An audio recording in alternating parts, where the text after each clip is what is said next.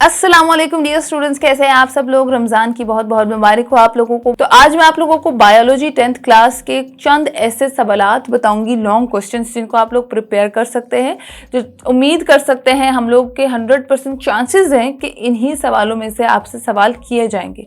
Long questions में students बहुत ज़्यादा टाइम वेस्ट करते हैं, तो उनका टाइम बच जाए, तो मैं चाहती हूँ कि वो लोग इन्हीं क्वेश्चंस को प्रिपेयर कर लें और हम लोग उम्मीद कर सकते हैं कि इन्हीं सवालों में से आपसे सवाल पूछे जाएंगे। आपने स्कीम के अकॉर्डिंग जो है वो अपने सवालों को देख लेना है। आपके टोटल चैप्टर नंबर 10 से लेकर चैप्टर नंबर 18 तक चैप्टर्स हैं, 9 चैप्टर्स हैं आपके 10th क्लास के।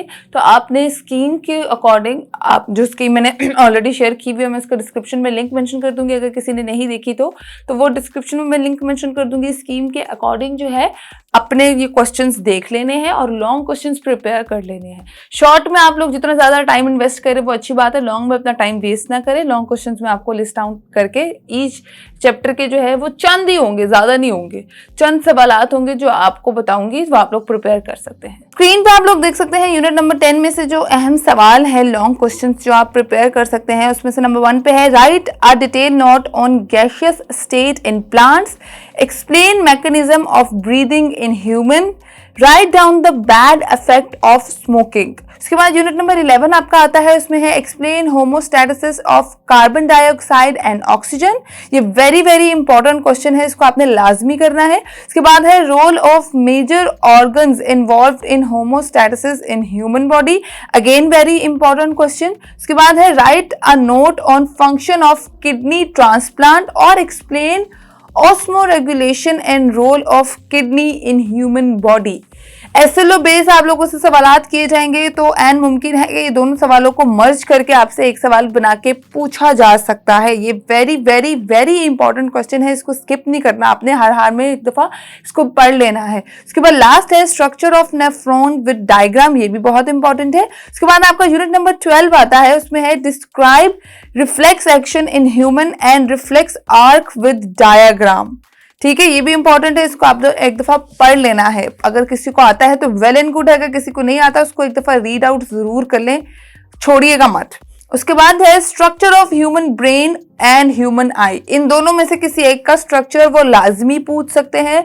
बहुत ज्यादा चांसेस है कि ह्यूमन ब्रेन का जो है वो आप लोगों से पूछा जाए, तो ये वेरी इंपॉर्टेंट है, इसको स्टडी कर लीजिएगा। उसके बाद लास्ट है functions and hormones of thyroid glands, ये भी आप लोगों ने पढ़ना है, ये भी इंपॉर्टेंट क्वेश्चन है। उसके बाद यूनिट नंबर 13 है, 13 जो है उसमें 2 इंपॉर्टेंट क्वेश्चंस हैं जो कि बहुत ज़्यादा, कहते हैं ना, बहुत ज़्यादा चांसेस है कि इनमें से आपसे 2 में से एक तो लाजमी पूछा जा सकता है। वो है explain antagonism in muscle action, selecting biceps and triceps with examples. उसके बाद नेक्स्ट जो है, ये बहुत इंपॉर्टेंट क्वेश्चन है, describe joints and its types. ये बहुत ज्यादा इंपॉर्टेंट क्वेश्चन है, ये आपने बिल्कुल नहीं छोड़ना, जिसको कहते हैं ना कोई चांस नहीं छोड़ने का, ये वो वाला क्वेश्चन है। इसको यूनिट नंबर 14 है, describe vegetation propagation and it's natural way, इसको भी आपने एक दफा रीड कर लेना है। उसके बाद जो बहुत इंपॉर्टेंट क्वेश्चन है वो ये है, describe male and female reproductive systems in rabbits. ठीक है, ये बहुत ज्यादा इंपॉर्टेंट है। पहले वाले को आपने रीड करना है, दूसरे वाले को आपने लाजमी प्रिपेयर करना है। आपने डिस्क्राइब करना है process of spermatogenesis and oogenesis, it's very important question again. ये जो बीच वाले 2 सवाल है ना जो आपको स्क्रीन में नजर आ रहे हैं, रिप्रोडक्टिव सिस्टम इन रैबिट और ये ओजेनेसिस एंड स्पर्मेटोजेनेसिस, ये दोनों बहुत इंपॉर्टेंट और अहम तरीन सवाल हैं। उसके बाद एड्स एंड इट्स सिम्टम्स, ये भी इंपॉर्टेंट क्वेश्चन है, इसको भी आपने जरूर कर लेना है। उसके बाद यूनिट नंबर 15 में आता है मेंडल्स लॉ ऑफ सेग्रीगेशन और है व्हाट इज आर्टिफिशियल सिलेक्शन, ये दोनों भी इंपॉर्टेंट है इस चैप्टर के अंदर, तो ये भी आप लोगों ने रीड कर लेना है। अगर आपके पास ऑप्शन है, अगर आप चैप्टर नंबर 15 चॉइस पे छोड़ना चाहते हैं तो आप छोड़ सकते हैं उसको। यूनिट नंबर 16 में है explain biotic components of ecosystem. इस चैप्टर का एक ही अहम तरीन सवाल है और वो यही है, इसको आपने लाजमी पढ़ लेना है, कुछ और इस चैप्टर में से करें या ना करें, इस क्वेश्चन को लाजमी कर लेना है। इसके बाद यूनिट नंबर 17 है write a scope and importance of biotechnology. इसके बाद है एप्लीकेशन ऑफ फर्मेंटेशन। लास्ट है steps of manipulation of genes. 17 जो है 15 और 16 इतना इंपॉर्टेंट नहीं है लॉन्ग क्वेश्चंस के लिहाज से, मगर यूनिट नंबर 17 जो है वो मोस्ट इंपॉर्टेंट है लॉन्ग क्वेश्चंस के अकॉर्डिंग। तो आप लोगों ने ये वाला चैप्टर जरूर पढ़ लेना है, ठीक है। उसके बाद आता है यूनिट नंबर 18 जो आपका लास्ट चैप्टर है, उसमें है explain the resistance of against antibiotics. ये बहुत इंपॉर्टेंट क्वेश्चन है कि रेजिस्टेंस ऑफ अगेंस्ट एंटीबायोटिक में क्या उसके इफेक्ट्स हैं और क्या उसकी रेजिस्टेंस पावर है, ये लाजमी आपने करना है। और इसके अलावा जो एक और इंपॉर्टेंट क्वेश्चन है चैप्टर नंबर 18 में से, वो है explain drugs addiction and it's associated problems, also explain about the main sources of drugs. ये दो क्वेश्चंस का मिक्सचर है, आप लोगों ने देखा।